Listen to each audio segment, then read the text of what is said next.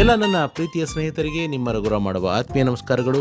ಮತ್ತೆ ನಿಮ್ಮ ರಘುರಾಮ್ ಬಂದು ಈ ಸಿನಿಮಾ ಸರಸ್ವತಿಯಲ್ಲಿ ಒಂದು ಹೊಸ ಸತ್ಯಕಥೆಯನ್ನು ಹೊತ್ತು ತಂದಾಯಿತು. ನನಗೆ ಈ ಸಿನಿಮಾ ಸರಸ್ವತಿ ನಾನು ಪ್ರಸಾರ ಮಾಡೋದಕ್ಕೆ ಶುರು ಆದಮೇಲಿಂದ ಫೇಸ್ಬುಕ್ನಲ್ಲಿ ಮೆಸೆಂಜರ್ನಲ್ಲಿ ಒಬ್ಬರು ಸ್ನೇಹಿತರು ಮೆಸೇಜ್ ಹಾಕಿದರು. ರವಿ ಸರ್ ಬಗ್ಗೆ ಕೆಲವು ಇಂಟ್ರೆಸ್ಟಿಂಗ್ ಆಗಿರೋ ವಿಚಾರಗಳನ್ನ ಹೇಳಿ, ನಿಮ್ಮ ಹತ್ತಿರದಲ್ಲಿದ್ದವರು ಏಕಾಂಗಿ, ಪರ್ಟಿಕ್ಯುಲರ್ಲಿ ಏಕಾಂಗಿ ಸಿನಿಮಾ ಬಗ್ಗೆ ಹೇಳಿ ಅಂತ. ಸೊ ಏಕಾಂಗಿ ಚಿತ್ರದ ಬಗ್ಗೆ ನಿಮಗೆ ಒಂದಿಷ್ಟು ಮಾಹಿತಿ, ಸತ್ಯವಾದ ಮಾಹಿತಿ, ಯಾರಿಗೂ ಗೊತ್ತಿಲ್ಲದಿರೋ ಮಾಹಿತಿ. ಏಕಾಂಗಿ ಚಿತ್ರಕ್ಕೆ ಮೊದಲು ನಾಯಕ ನಟ ನಮ್ಮ crazy star doctor V Ravichandran ಅವರು ಆಗಿರಲಿಲ್ಲ. ಆಮೇಲೆ ಏಕಾಂಗಿ ಅನ್ನೋ ಶೀರ್ಷಿಕೆ ಕೂಡ ಇರಲಿಲ್ಲ. ಹೀಗೆ ಒಂದು ಡಿಸ್ಕಷನ್ ಸಂದರ್ಭದಲ್ಲಿ ಕನ್ನಡ ಚಿತ್ರರಂಗದ ಮತ್ತೊಬ್ಬ ದೊಡ್ಡ ಕಲಾವಿದರು, ಅವರ ಹೆಸರನ್ನ ಇಲ್ಲಿ ಪ್ರಸ್ತಾಪ ಮಾಡಿಸೋದು ಅಷ್ಟು ಸೂಕ್ತ ಅಲ್ಲ, ಬಟ್ ಒಬ್ಬ ದೊಡ್ಡ ನಟ, ದೊಡ್ಡ ಕಲಾವಿದ, ಒಬ್ಬ ಸ್ಟಾರ್ ಕಲಾವಿದ, ಆತ ನಮ್ಮ ಈಶ್ವರಿ ಸಂಸ್ಥೆಗೆ ನಾಯಕ ನಟ, ನಮ್ಮ ಕನಸುಗಾರ ಬರೀ ನಿರ್ದೇಶಕ ಅಷ್ಟೇ ಅಂತ ಹೇಳಿ ಒಂದು ಕತೆ ಮಾಡ್ತಾರೆ. ಆ ಕತೆಗೆ ನಿನ್ನಾಣೆ, ದ ಪ್ರಾಮಿಸ್ ಅಂತ ಹೆಸರಿಡ್ತಾರೆ.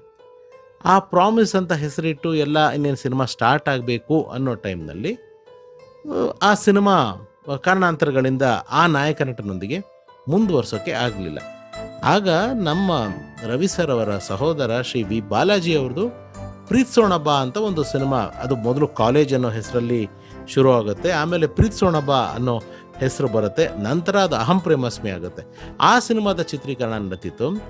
ರವಿ ಸರ್ ಒಂದು ದಿವಸ ಸಡನ್ನಾಗಿ ಈ ಪಿಕ್ಚರು ನೀನು ಮಾಡ್ಬಿಡು, ಆ ಫಾದರ್ ಕ್ಯಾರೆಕ್ಟರ್ ಏನಿದೆ ಅದನ್ನು ನಾನು ಮಾಡ್ತೀನಿ, ಮಗನ ಕ್ಯಾರೆಕ್ಟರ್ ನೀನು ಮಾಡ್ಬಿಡು, ಇದನ್ನು ಮಾಡ್ಬಿಡೋಣ ಪಿಕ್ಚರು, ಸ್ಕ್ರಿಪ್ಟ್ ಚೆನ್ನಾಗಿ ಬಂದಿದೆ ಅಂತ ರವಿ ಸರು ಅಂದ್ಕೋತಾರೆ.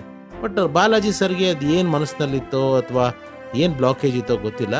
ಅವರು ಬಂದರೆ ನಾನು ನಾಯಕ ನಟನಾಗಿ ಪ್ರೀತ್ಸೋಣಬ್ಬ, ಅವತ್ತಿನ ಪ್ರೀತ್ಸೋಣಬ್ಬ, ಇವತ್ತಿನ ಅಹಂ ಪ್ರೇಮಸ್ಮಿ ಅಥವಾ ಕಾಲೇಜು, ಆ ಸಿನಿಮಾ ಆ ಕತೆ ಮೂಲಕನೇ ಬರಬೇಕು, ನನಗೆ ಬೇರೆ ಅದು ಡೈವರ್ಟ್ ಆಗೋದಕ್ಕೆ ಇಷ್ಟ ಇಲ್ಲ ಅಂತ ಬಹಳ ಪ್ರೀತಿಯಿಂದನೇ ಅವ್ರ ಅಣ್ಣನ ಹತ್ರ ಹೇಳಿದಾಗ ರಾತ್ರೋರಾತ್ರಿ ಡಿಸೈಡ್ ಆದಂಥ ಟೈಟಲ್ ಆ್ಯಂಡ್ ಸಿನಿಮಾದಲ್ಲಿ ಡ್ಯುಯಲ್ ಕ್ಯಾರೆಕ್ಟ್ರು ಅದೇ ಏಕಾಂಗಿ.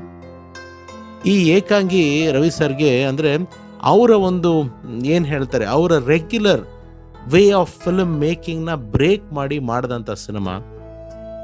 ಒಂದು ಘಟನೆ ಇನ್ನೂ ತುಂಬ ಚೆನ್ನಾಗಿ ಜ್ಞಾಪಕ ಇರೋದಂತಂದರೆ ಕ್ಲೈಮ್ಯಾಕ್ಸ್ ಫೈಟು. ನಾನು ಕೂಡ ಚಿತ್ರೀಕರಣ ಆಗಬೇಕಾದ್ರೆ ಅಲ್ಲೇ ಇದ್ದೆ.